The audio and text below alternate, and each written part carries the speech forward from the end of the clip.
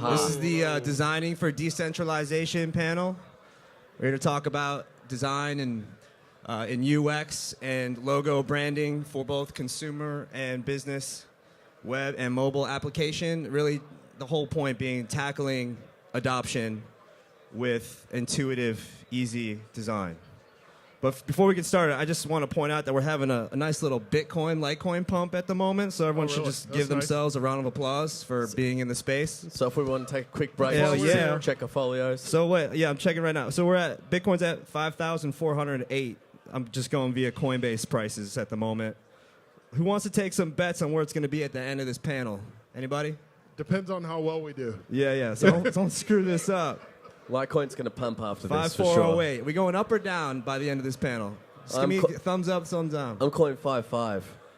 All I care is that they download. 5-5. All right. I want them to download more copies of Loaf Wallet. That's really the only reason I'm here. So. Loaf Wallet. There you go. All right. Let's. You guys know yourselves better than I know you, Sue. We got Robbie Coleman, Kerry Washington, Brandon Lewis. I'm just going to start with Robbie here. Who are you? Who am I? Great question. Why are you here? I'm Robbie Coleman. I'm the founder of the Tokens Agency, which was founded, specifically to increase the professionalism of branding and design and marketing in the cryptocurrency and blockchain space. And I'm also recently become the creative lead of the Litecoin Foundation, which is a great honor. Thank you very much. Thanks so much. All right. Kerry? Applause to the end. Thank you. Hi, I'm Kerry Washington. Principally, I work on Loaf Wallet iOS, the app. Download it now. We have a new build out there. I've been in the foundation for about 2 years now, and I really love the team and working with guys like Robbie. It's a lot of fun, but primarily I learn as well, so that's what I do. I also do iOS for like 8 years, so this is like my side thing I do. What's up, everyone? My name is Brandon Lewis. I am a co-founder at OpenNode, and I mostly handle product and design aspects. The goal for us is really simple. We just kind of want to go back and redesign the experience that Bitcoin has had on society, and that's like pretty large scale. I think for us, we're open on tackling many different fields when it comes to payments, and we're leveraging, I would say, the emerging technology, which is Lightning Network, to do this. So, mass adoption is not going to happen until it's simple, until it can connect with people outside of our space. And, yeah, that's what we're trying to do here. Yeah. Well, let's just stick with you. I mean, what do you guys have going on right now? What are your greatest challenges in tackling user adoption with design over at OpenNode? So, just kind of give a little background. Before creating OpenNode, we did a lot of market research. We had a studio called Mason. And the goal behind Mason was to just tackle design issues and problems in the Bitcoin space. Kind of throughout that journey, we kind of stumbled upon Lightning Network, saw the potential and saw its infancy. And from there, it was just like, it was knuckles in. For us, it was the early stages of what design is when it comes to an emerging technology. And that's like the most complex thing ever, right? Like, it's just complicated and hard. So it was a challenge early on. So to get to the point to where we are now, we had to talk to a lot of people in different industries. So early on, we talked to like Golden Voice, Tottenham Spurs, and it was just so scrappy. We would just email them and be like, hey, we have this technology that can do this to your business. And they're like, okay, yeah, we'll talk. But it got us up the ladder, we're just like, there might be an opportunity here. So from that kind of like market validation outside of our space, we packaged OpenNode to be the simplest product to, kind of solve these problems, these business problems, consumer problems, and the rest is kind of history. We're in our early stages still, but the mission stands clear, the vision stands clear, the focus is still there, and our main vision, if you will, is to make this a medium from everyday transactions, to make it better than what's currently existing. And that's a challenge in and of itself, and we're very focused on that.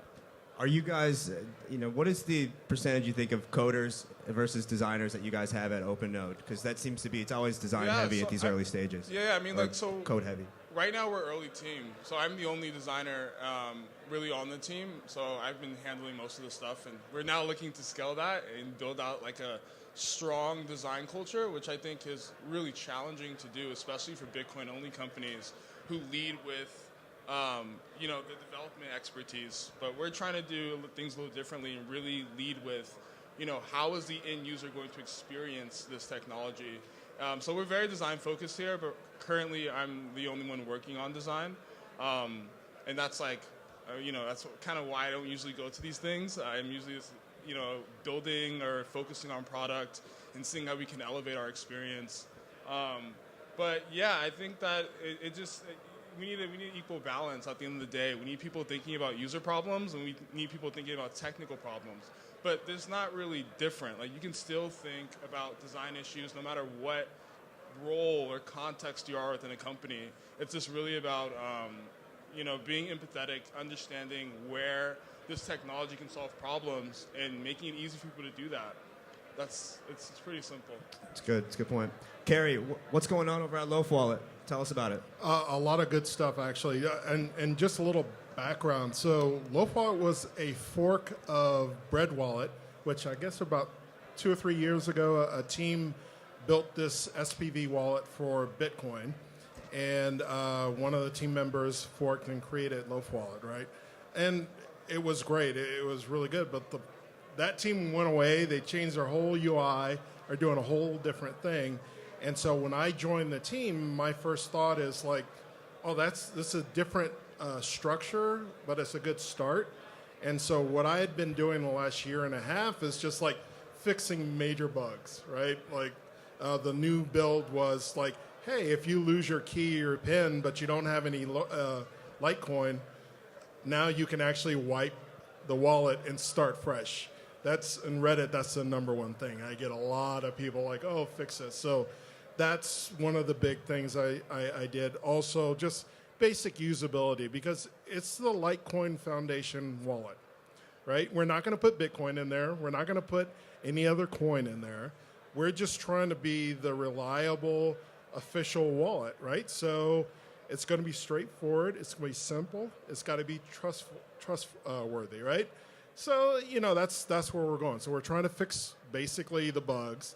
And then the next phase where I think, and I just talked to Robbie about this, is like making it a really top-class UI, UX experience, right? I recognize that, yeah, I know colors to some degree. This guy, Colors? like color schemes. Ideas. When people don't realize as an iOS guy, people can delete your app like that, right? Loaf Wallet is the biggest app I've ever worked on before. 100,000 users, okay? And so when you make one little bad mistake in the UI, you're going to feel it, right? So you have to have a good team that are looking at it, being very critical about how it should behave, how it should look. If you want your dad to use it, it needs to look like it's a professional job. So that's where we are now in the phase. Making the UI really good, making it easy for people to use, how to do their seed, how to basically set all that good stuff, right? And then working with partners. So my other job is like, hey, Bit Refill, I see Justin over there. Hey, Justin. Integrating that into Loaf Wallet so people can use that. Right now we have Simplex, so you can go download Loaf Wallet, buy some Litecoin with the intercate, so you don't have to go through the normal channel when you wait like 2 weeks, right? You can use a credit card or something like that. And Litecoin Foundation gets a kickback for that, which is, it's a nonprofit.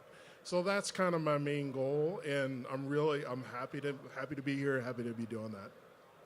Is there, before we get to you, Robbie, is there a plan with Loaf Wallet to incorporate, because right now it's strictly a Litecoin to Litecoin user essentially, right, straightforward. Right now. Yeah, are you guys ever going to incorporate some kind of exchange to fiat so you can basically make it a Coinbase Lite kind of situation? Is that in the cards at all? Is that something you guys even care about? I don't know. I haven't had too many people bring that up. I know that like Loesch, who's the other guy working on this, he's thinking about like Lightning wallets, right? Yeah. So he's delving into that.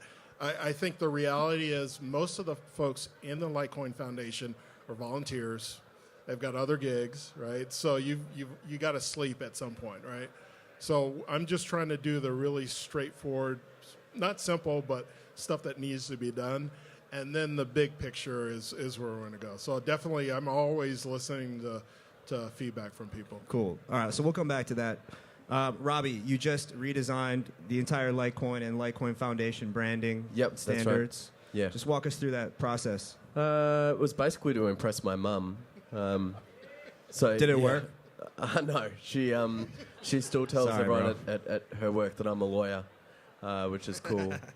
I think it was so I started the tokens because, my mum and dad were looking at this cryptocurrency thing. They were on CoinMarketCap, and I think they were looking at the professionalism or lack of professionalism, particularly in the design and the naming conventions of things. And they were like, why would I ever put money into this thing? Like, Lisk, for example, at that stage had like a $2 billion market cap, right? And it was a salt lamp, and it was called Lisk. And my mum's like, what the fuck does Lisk mean? And I'm like, I don't know. So it's like, why would someone put their money or trust in that? So that's sort of why I started the tokens. And then Litecoin caught my attention quite early on into that process. And I was looking at it, and I think it had great potential. And we're in a bear market, and so my clients stopped spending money, which is why I started dressing like this.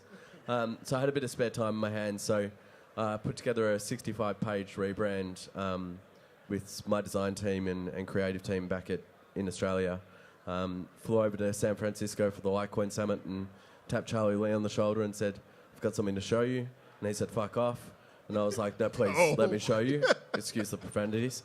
Is there a beeping that you can put on when I do that? Yeah, you guys you should have gotten some slides. Hey, Yeah. guys, He's Aussie, No, so don't he's mind. supposed to swear. It's a is there Robbie slides? Cindy had some slides. Yeah, so I've got a couple of slides which I can show you, but we spent about 2 months putting this rebrand together for Litecoin. And yeah, I literally just tapped Charlie on the shoulder and said, I've got something to show you, which I think I should be able to show you. When I presented this in Hong Kong, my clicker didn't work in front of 2,000 technologists, which was pretty embarrassing. That's not it. Nope. We're obviously very prepared up here. We are prepared. Yeah, we know what we're doing. We're the real pros. Do you want it to come over there?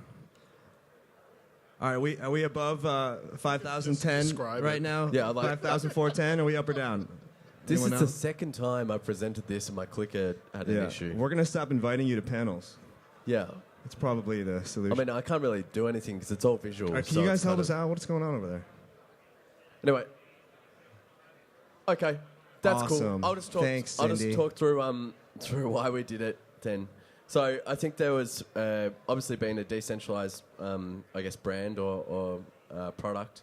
Sorry, let's call it a token. Coin. It's a coin because it's currency. Sorry, I'm a bit derailed by the fact that my clicker doesn't work again. But purely by the fact that it was decentralized, anyone's allowed to create whatever sort of logo they want. So, I think there was 100+ logos out there when we did a Google search, which makes it really hard to, if you don't see something that you recognize all the time and there's no brand recognition and there's no continuity amongst the brand, then it becomes really hard to build trust in a brand and it becomes really hard to recognize a brand. So on exchanges, every exchange had a different Litecoin logo, for instance. So I just wanted to, and not to try and centralize anything, and this is by no means an official logo. It's never been put forward as an official logo. It's the one supported by Litecoin Foundation, but that's it. But I wanted to put something together which had a more professional look and feel. So we went to the extent of, basically we put together a survey on Reddit to the 190,000 subscribers or something like that, and I think eCurrency actually approved my post at that point. And put it out to all the Litecoin subscribers and had not a huge amount of feedback, but we put together a 20-page survey, and what came back was the 3 words that really resonated with people when they thought about Litecoin was silver, which we ended up keeping, but I wanted to evolve the colour palette as well, trust and speed. And so I think that the trust comes with, I guess, a level of professionalism, and the speed comes with what we ended up doing was, you probably can't see an old Litecoin logo, but they are floating around somewhere. It was a lot fatter, the L, and the Litecoin type mark itself was a lot fatter. So we actually thinned that out, and that was to give it the element of lightness. It's more aerodynamic now. Yeah, it's On a more. diet? We actually gave it an italicized nature as well to give it some feeling of speed as well. We changed the angle of the acute on the L as well. And yeah, basically brought everything more in line and greater continuity. So it's now been picked up by pretty much every exchange. I think Coinbase is running it, CoinMarketCap's running it, blah, blah, blah, blah. So it's been good. So in a decentralized landscape with no real figurehead, how do you all achieve consensus, in your design without pissing off the entire community? I think that's a tough one with my regular clients, and there's one sitting out there who's just arrived late. But with my regular clients, there's a CEO, or there's a CMO, or there's a board, or there's a group of people that have to scrutinize work. They give you a brief. They tell you what they want to achieve with design, what they want to achieve with marketing. And then you turn around some work and they tell you it's crap, or they tell you this needs to be improved, or they tell you that they actually want pink instead of blue.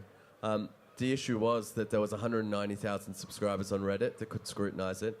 There were exchanges all across the world that could choose whichever logo they wanted to use. There was no CMO, there was no figurehead, despite whether you want to call Charlie a figurehead or not. He didn't have ultimate say. So when I tapped him on the shoulder, he was like, I can take it to the foundation, but it doesn't mean it's going to get approved. And so I think that's the decentralized thing is it's like the most complicated bit of my job, but it's also the most exciting. Like hearing 190,000 voices come at you, and then even more. Like when it went online, the scrutiny I'm pretty sure I got a death threat, which is kind of cool. That was me. Yeah, that was you. I know it wasn't real, but like that's cool to get it's a death. real. Like I don't get a death threat for my normal work. So it's kind of cool. Like, people really get pissed off. Like, they liked the old branding. I don't know whether Ken Bozak can hear me, but he's out there and he's got a Litecoin tattoo, which he can't get removed. Oh, he might be able to get removed. But it's the old branding. And he came up to me at Token 2049 in Hong Kong and was not happy. A lot of people are not happy. I got served a cupcake last night and it had the old branding on it, and I didn't want to tell them. People are not happy. Yeah, so I guess that's the difference between, traditional or regular space and this decentralized world. For you guys? Yeah, Brandon, what's going on with Bitcoin and how you guys in OpenNode? I mean, there's one Bitcoin brand. There's not 1,000 of them really. So you guys just have to deal with that. But the same kind of question overall is, what challenges you guys have with the community, and how do you overcome that? Yeah, that's a good question. I think in general, when it comes to visual branding, there's nothing we really care to do with that. It's more how people are experiencing the technology on a day-to-day basis. So there's a slew of challenges with that. I think with the on-chain layer, so the first chain layer of Bitcoin, it's kind of been passed away as never really possible to transact in a real digital manner. And I think for that reason, a lot of people kind of left or switched focus onto other projects. But now, because of Lightning, it kind of revisits some of these use cases and ideas that were not possible before. So for us as a company, because realistically we're a Lightning Network company, also Bitcoin for sure, but we were born in Lightning Network. We got our edge in Lightning Network, and we think that this is the future of this currency. So we need to deal with problems within the Lightning Network first. It's a challenge. It's a new technology. There's a lot of protocol improvements that directly affect experience. Static channel backups, Wumbo, so it's like payment limits. Like all these things kind of affect the end user, and it's hard to design around that. So for us, it's really about, making sure timing is right, making sure we can create the best experience with the latest technological improvements. But it's hard to improve some things currently, and that's something we need to continuously work on. But in general, when it comes to designing the experience for Bitcoin, it's just about people's touch points with the technology. When people download a Bitcoin wallet, how is that experience? How can we make that better? I know us as a company, we're not decentralized. We're a custodial company. And the reason for that is because there will be decentralized alternatives. Companies like BTC Pay are doing a fantastic job at that. Oh, you got it up. Nice. 45 minutes late. It worked. I mean, but for us, like, it's really just about creating a great ecosystem so users outside of the space can step in and feel like, this is easy or this is simple or this gets me. And that's what we're really trying to focus on. But it's this huge challenge, especially in the early stages of this technology. And I think that with the focus on usability and experience, you're going to build with it. You're going to grow with it. So hopefully that answered your question. I think Not even close. No. Yeah, I wanted to mention something that we just assumed, but we should talk about this. Most of these projects are heavily managed by tech people that don't really appreciate branding and fonts and color schemes and all that stuff. And the public, they know that stuff better than we do, right? That's, you know what a swoop is, all that stuff. So we really have to respect guys like him to like teach us how to produce something that people want, and then they'll use it. Because we don't know better. I mean, let's look at Loaf Wallet. Is that the best name for an app like that? I don't know. No. That's controversial. You can say whatever you want. Yeah. It's horrible. I think you're right. Like this build it and they will come sort of philosophy was something which was, I guess, put on me from the start when I came into the space. Like if I didn't understand something, there wasn't really a repository of places or toolkits where I could go and educate myself. And I think the comprehension doesn't just start with design, it starts with language. And like, I guess with Lightning Network, this is something that you guys are going to face as well. It's like, and we had a panel on Lightning Network earlier, which is what is Lightning Network? What is a node? What is a full node? What is a Lightning node? What are the differences? How do I run a node? How do I run a light version of the node? Like there's these things. Does anyone know what a node is? You know what I mean? Like my parents don't know node. I just used that 3 times. That was pretty cool. But like there are all these, you're starting to create a new language for cutting edge technology, and that's frightening. And for people who don't like being scared and people don't like to be made to feel stupid. And so as soon as you don't understand something, you become stupid, and no one likes being stupid. So I think that sort of starts with language, evolves into design, and then I guess into UX. Yeah. Yeah, that's a good point in terms of how do we frame the technology to people's current existing mental models. So I think whenever anyone uses anything, they have an existing set of mental models, and us as designers, we have to fit a language that communicates to their mental models. So things like nodes, channel, liquidity, like, Yeah. whoa, like slow down. And I think that's where we're here. I think there's going to be plenty of people who do understand that and do want full control of that experience. But there's going to be people who don't, and they just want to use it as an extension to better their life in whatever way that is. And, I think you're going to have both sides of that. Yeah, and I think there's been a focus on merchant adoption as if that will increase the number of wallet addresses or people using cryptocurrency or buying cryptocurrency or trading it. And I kind of go, well, if I look at the merchant facility and the logo looks like shit or it doesn't look like something I'm going to trust, why would I buy this thing? Or I don't understand what the name means. Or, I don't understand, things like liquidity, which is like a financial services term, which is not everyone's familiar with. So I think that mass adoption starts with comprehension and then with, actually getting into the world. Yeah, and just to touch on that, I think merchant adoption is important, but beyond merchant adoption, it's consumer adoption. Sure, every merchant accepts Bitcoin, Litecoin, whatever, but if consumers aren't spending that, it's going to dry up and they're going to lose interest and they're going to say, is this a revolutionary technology?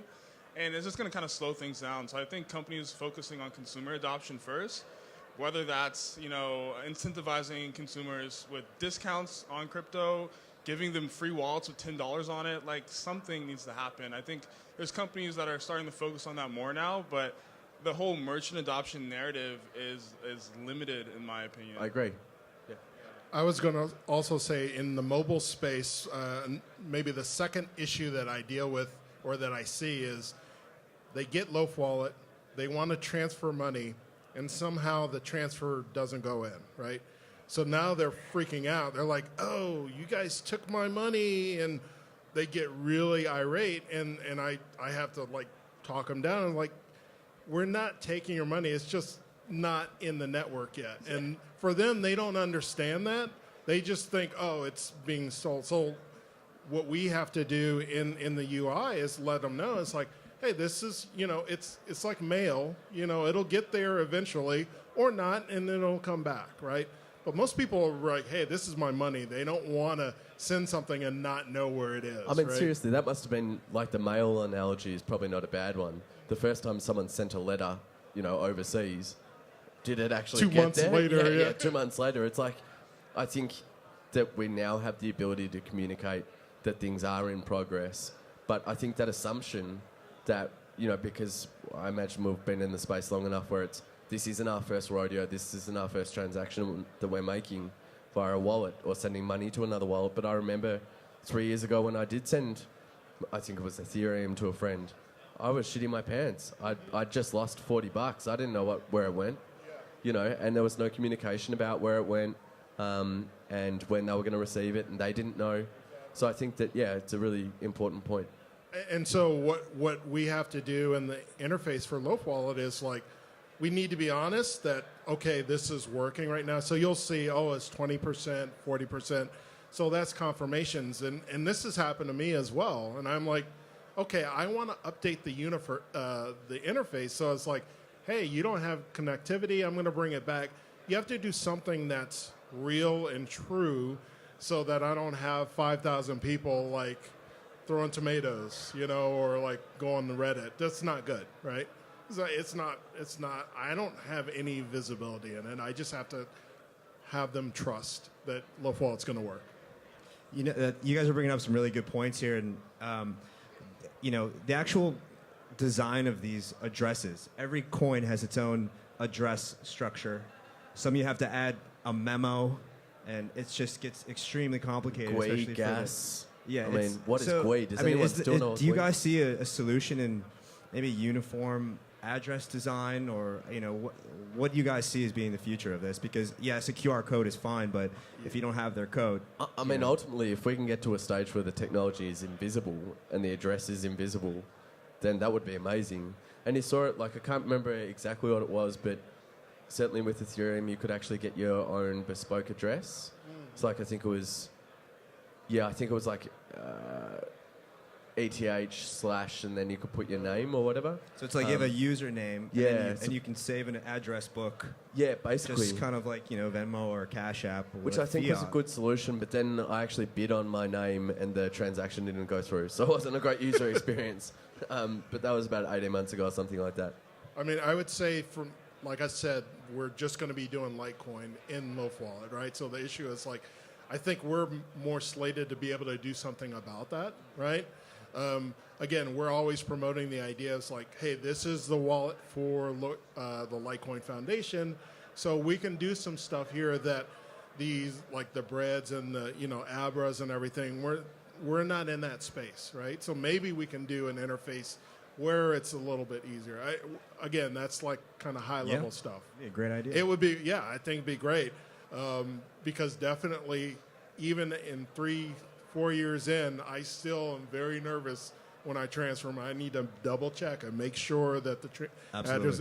I mean, otherwise, what's the point, right? Yeah. What are you guys doing over at? Well, actually, before we go to that, as far as Lightning, is there a universal brand standards on Lightning yet, or is that still kind of a no man's land of Wild logos West. and sorry, Wild Wild West. the Wild West? Yeah, I Right. think Protocol Lop is the only standards, one. He's got Yeah. Casa Hodl. Yeah, there's protocol standards, but in terms of design standards, no. Yeah. It's kind of however you make it. And I think that I think that's a huge opportunity, definitely, but I think the abstraction level needs to come. I think that this can't be harder to use than on-chain, and currently, right now, it is. In terms of like setup and onboarding and getting people like integrated with the experience. But there's no standards though. Like we're just kind of making as we go. Like, I mean, I got in early and I was designing early on like the Zap wallet. Like that was the first project I kind of got in. It was completely open source, and there was like no money involved. But it was great to learn and to kind of try to establish some type of standards. And from there, L&D got involved, and we had conversations about like how should we go about structuring certain aspects of the wallet. How do we visualize channel liquidity? And I think the good ideas kind of fall behind, and the bad ideas kind of fall behind, and the good ideas are the ones you lead with. And you just kind of get to the point where it's like, this is the best at the moment, and we're always opening, iterating on better. So it's continuously iterating in terms of like what is a standard in design and Lightning, and I don't think we've hit that yet. I think, again, we're in our infancy, and the challenge really falls upon decentralized wallets. Custodial, it's much easier to control the experience, and that's the field we're in. But yeah, I think those standards are going to continue to develop. But I think things like Casa have sort of nailed it, where it's like the technology is virtually invisible. Like you have a box, it comes with a welcome note, it's a nice and friendly piece of branding, it's a nice box, it plugs just directly into your Ethernet, you then just plug it into your computer and all of a sudden you're running a full node and a Lightning node. I can do it. If I can do it, my mum can do it, and mum's not going to do it because she hates I'm still a lawyer or a doctor or whatever I am. But no, I think that like that's what I mean about like making technology invisible. If we can get to a point where the design of like the product itself, the technology, and also I guess the aesthetics of the product make the technology invisible, that would be fantastic. Let's be honest. Jack going on Twitter and talking about Lightning and everything like that, it makes it so much easier for us, right? Because people are very skeptical to say, like, I don't want to touch that at all. And if he's obviously, he understands technology at a high level, but the reality is him talking about it means more people are going to go, and there's going to be a learning curve for any of this stuff. The question is, like, are you going to get there pretty quickly? And don't make these obstacles and make it so like it's painful with the eyes to see what's going on. Make it very straightforward. So I'm happy that he's been talking. Him and Starkness doing the Lightning thing is a really good thing. Yeah, it's good. Do you guys, when you're creating branding, or what do you guys look to for inspiration? Are there any brands out there in the crypto space that you think are actually doing a pretty good job with design and leading the charge? I think like Exodus back in the day actually had quite nice UI. I think it's sort of dated now and people have copied it. Like I'm pretty sick of gradients. Like if I see another gradient, no offense to every booth here, I think I'll go bananas. But like I think there is a bit of an aesthetic starting to be established in the cryptocurrency and blockchain technology space, which is that of an emerging technology, which is kind of like they always have gradients and they're always trying to look more techie than what they actually are, and I think that's actually counterintuitive to what we should be doing. We should be making stuff that looks like it's familiar, and so I look to traditional brands usually for inspiration because, and like I don't mean like Chase Bank, but actually Chase Bank is a good example. Like the logo looks kind of trustworthy, whether or not the bank is trustworthy. It looks trustworthy, and so it's like I look around this room.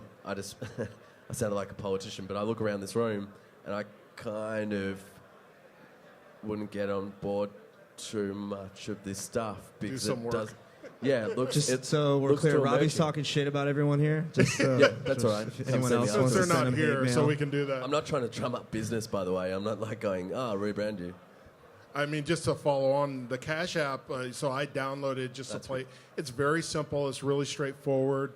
It's bare bones. There's no learning curve for that, right? It's just like, oh, okay, you use it, then forget about it. And when you need it, you open it and use it. Not like that. And it's very similar in Lowfall in the sense that it's not like an Abra or something where they've got like 15 coins in it and they're doing all this other stuff. For me, that's just not where my mind is. I'm thinking like simplicity, trustworthiness. There's a website I really like as from the geek side of it. It's called LTC Apps. I think it was in the. It's basically to check and see where the nodes are. Someone just launched it. It's very good. It's just enough so if you're not technical, you can educate yourself over a few minutes and see what's going on. I like that too. In terms of inspiration, I usually look outside of our crypto bubble.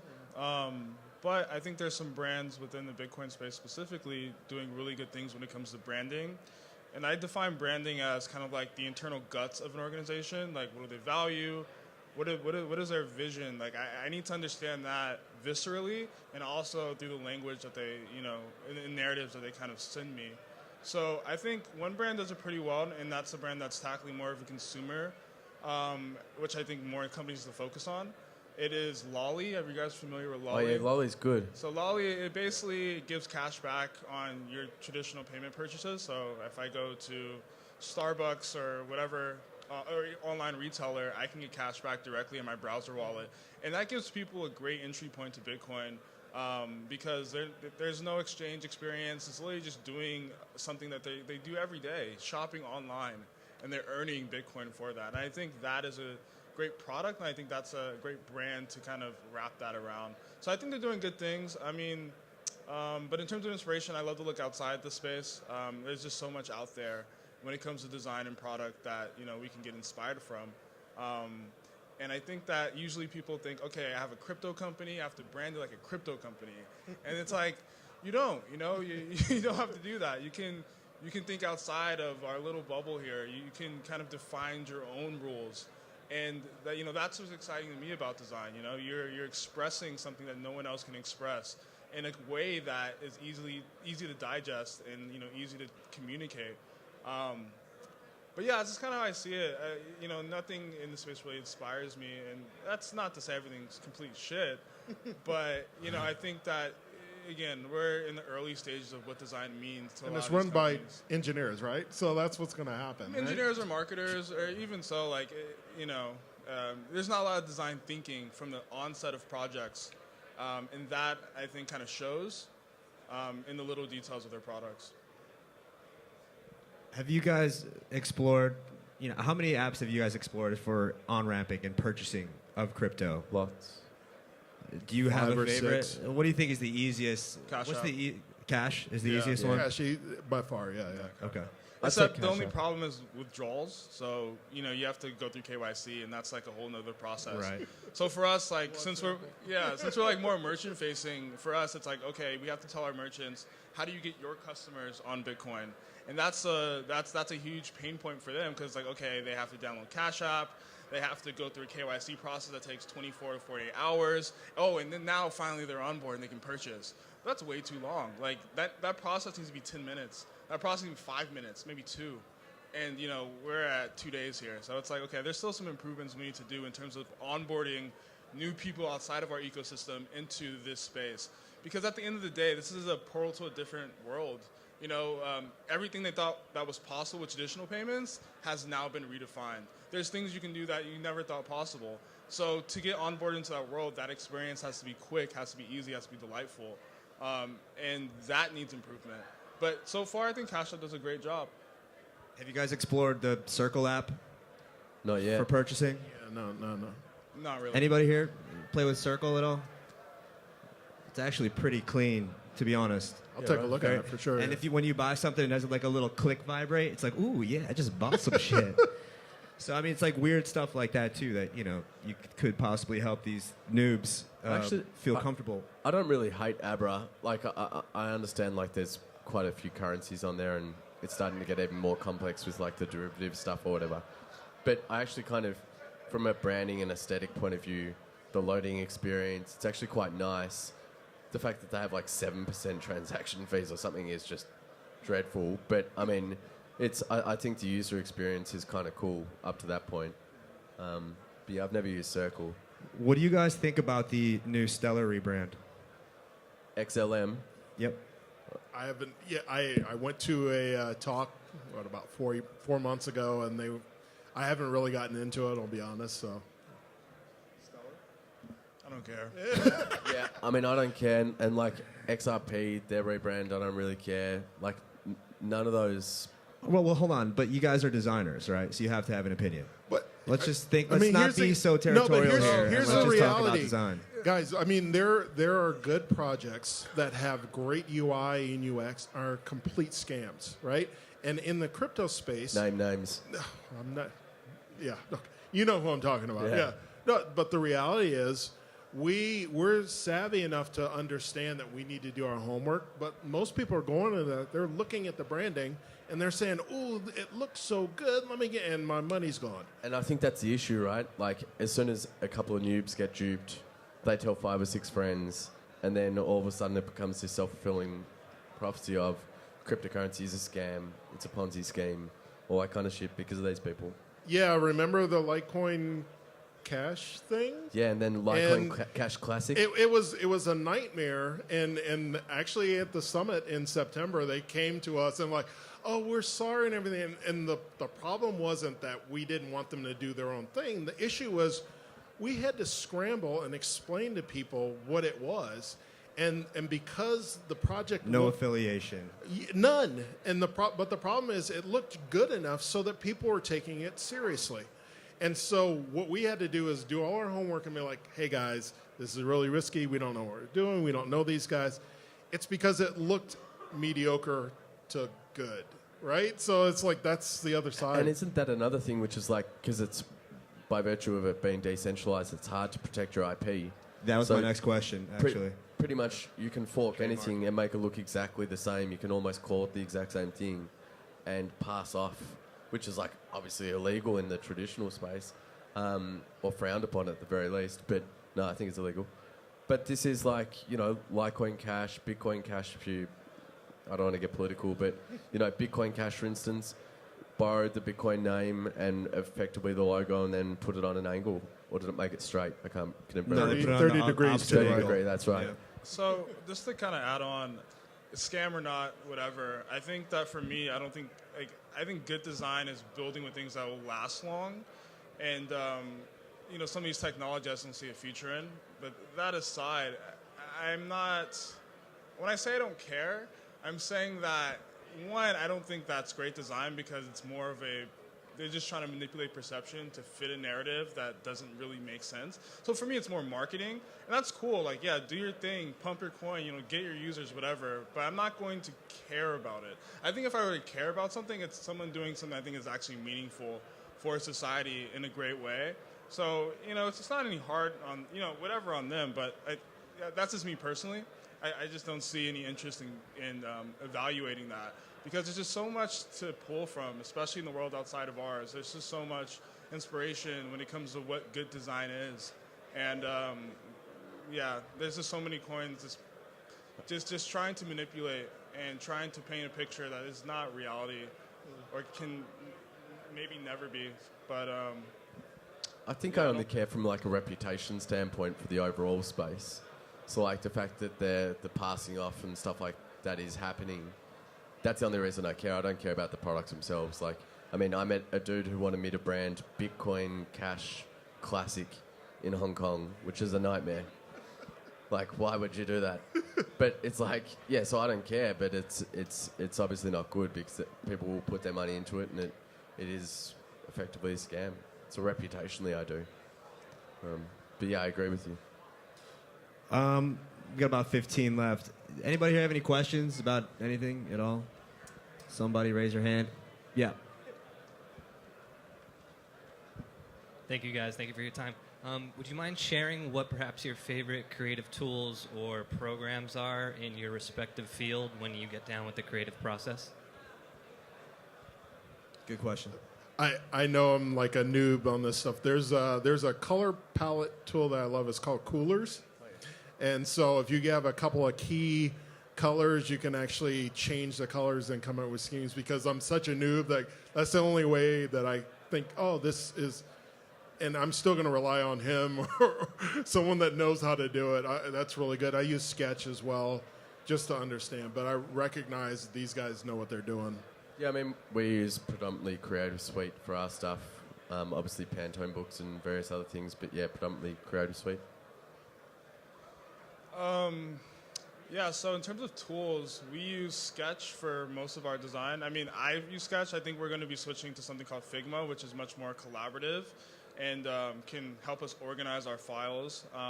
Notion, I don't know if you guys are familiar with Notion, but it's a fantastic product that serves as our team wiki and also just our basic team roadmap. It can be really anything you make it. You can have docs on there. It's absolutely fantastic. So I'm usually a proponent of the less tools, the better.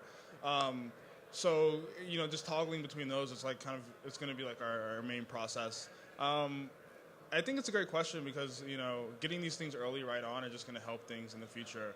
But in terms of design, Figma and Notion, InVision is great as well. But that's kind of our main tools we use. Yeah. You. That guy. This guy. This guy. He's running for president. Yeah, you're running. apparently. Yeah, you're running for president. You're the Andrew Yang running for president. Yes, you have my vote, of course. I'm stuck. I'm hungry. Can you get me some food? Robbie, you spoke about the importance, or your opinion on gradients, and how you look around here and you don't see a lot of things that float your boat in terms of branding. I'd love some comments from the panel on the importance of names when it comes to naming a business. And if you have a look at maybe some of the examples around here, some comments on, whether you start changing spelling of traditional words, whether you use your name, whether you do a play on words, and the importance that names It's actually have. that's a great question because I'm naturally, as an engineer, very skeptical when I see that stuff, right? And so when I see people doing that, I get angry. Like, and you know this, you're a producer. If you see a film that they put $50 million in the film and you look at it and you're like, they could have done that for half, you get really angry, right? Same with design. When people do that and they don't really have a good story, they don't have a good way of designing, it's frustrating. So, but you have to get over that. You have to basically say, okay, let me dig in. Probably a couple of engineers basically came up with this name at 11 at night. They didn't really think about it. So I think in the crypto space, you have to get over that. Get over the bad branding. Get over the taglines. Try to understand what the project is. And then you can read it. I'm guilty of this, right? Loaf Wallet is, again, not the best name for what it does, right? So I think you have to do that in the crypto space. So, can we rebrand it? I think that's going to be one of the discussions. Again, it's like, did someone? I'm sure we have some. Yeah. Yes, I am totally we're open. We're going to rebrand Loaf Wallet. Yeah. I'm all about people giving good ideas and everyone say, hey, we all like this. Let's do this. I don't own this. I'm just working on this. Right. So, but I think as a consumer, when I say Loaf Wallet, people are like, what is that, right? That needs to change, right? But in general, I think in all crypto space, you have to be really critical, just like Branton's saying, like really talk about the design and everything like that. Yeah. Yeah, I think you touched on a good point there. Like, what is the story of the name? Really flesh this out in your mind or with your team about, what is our mission here and how does this name kind of champion that? To give you, a quick example, when we were coming up with a name for our design studio, we saw ourselves as being these shapers of a technology that's going to last for a long time. And so the name Mason kind of popped up, and we switched the O with an E, so it's like, I guess it's a little different, but it kind of sounds the same, whatever. But, that was the philosophy we had behind the name, and that's something that not only our consumers can champion, but the internal team can as well. And so I think that's powerful. If you can do that with just a name, you're 8 steps ahead of anyone else. That's actually an interesting point. So besides Bitcoin and Litecoin, what logos do you think, what branding do you think is the most effective? EOS. And it could be a terrible coin, doesn't joking. matter, but what do you guys think? Just they I nail. really like Raven Coin's branding. I'm not even joking. I quite like the logo. What is this? Raven Coin. It's a pump and dump coin. I actually really quite like it. Aside from that, I'm not really blown away by too much. Brendan, do you have a favourite? I guess maybe EOS. Not blown away by it, but I think it's a pretty solid. They're doing cool things. It's out. Yeah. I mean, I can't stand Ripple, but it's actually a good logo, I think, right? The Ripple or the new XRP? RXP. Yeah. XR, yeah, you can tell you don't own any, obviously. I mean, They've lost some blocks, so I don't know. Yeah. Dash went through a rebranding process with, I think it was Ogilvy, which is like a, for those that don't know, I think the second... Ogilvy? Yeah. Branding company? So I think it's like the second largest advertising conglomerate in the world or something like that.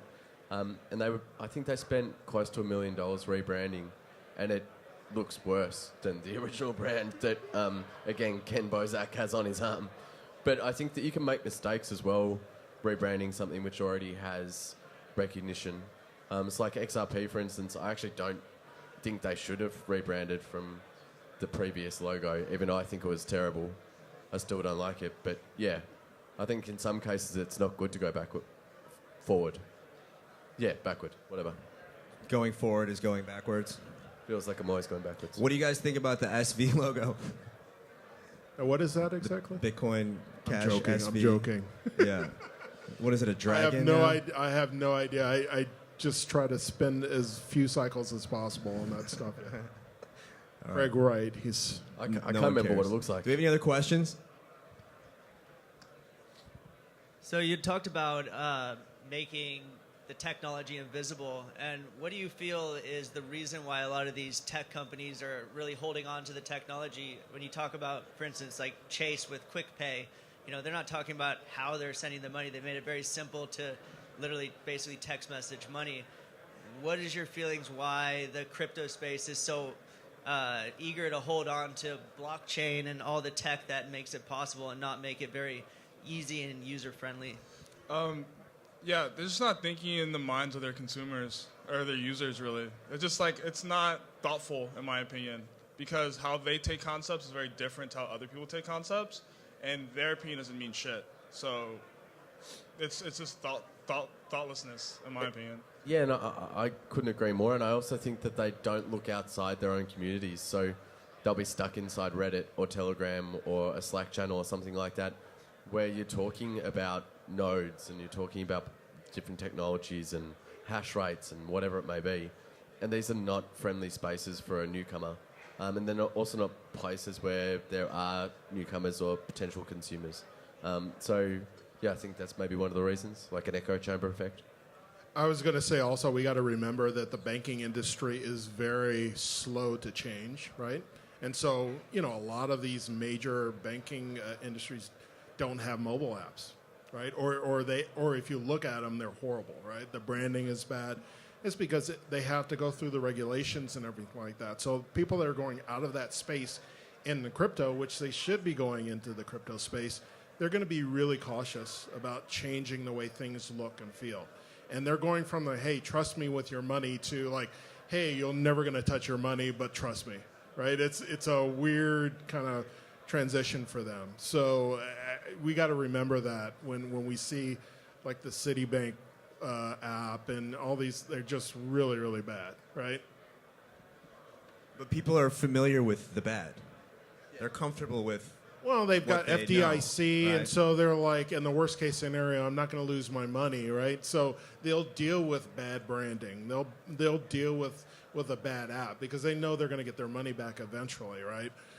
So with the crypto space, no one can ever touch a Litecoin, and so immediately when you give them something like, I saw some of the old logos, right? And it looks like, you know, like Charlie's friend made the logo or something like that. I think Charlie's friend 6 years did ago, make the logo. right? You look at that and you're like, yeah, I don't think I'm going to put my money into that, right?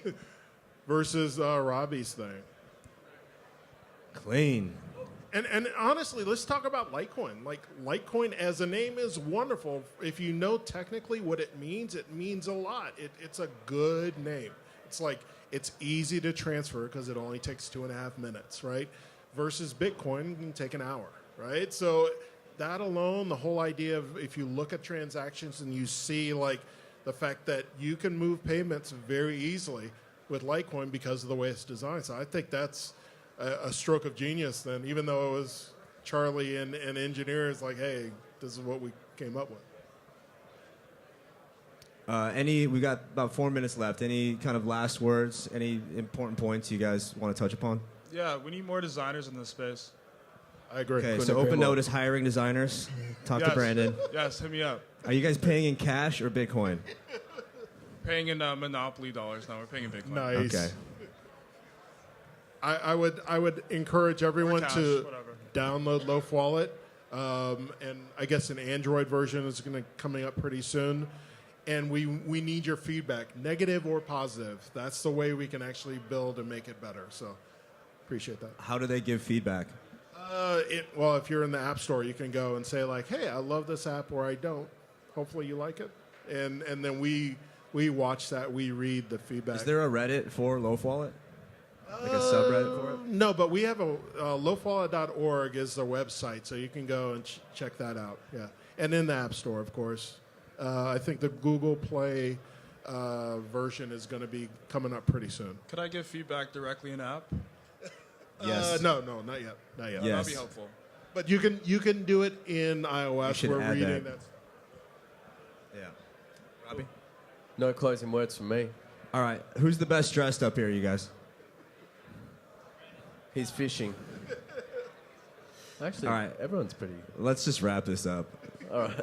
Get out of here. It's lunchtime. Thanks Thanks, everybody Awesome. for joining Thank you, us. guys. Thank you.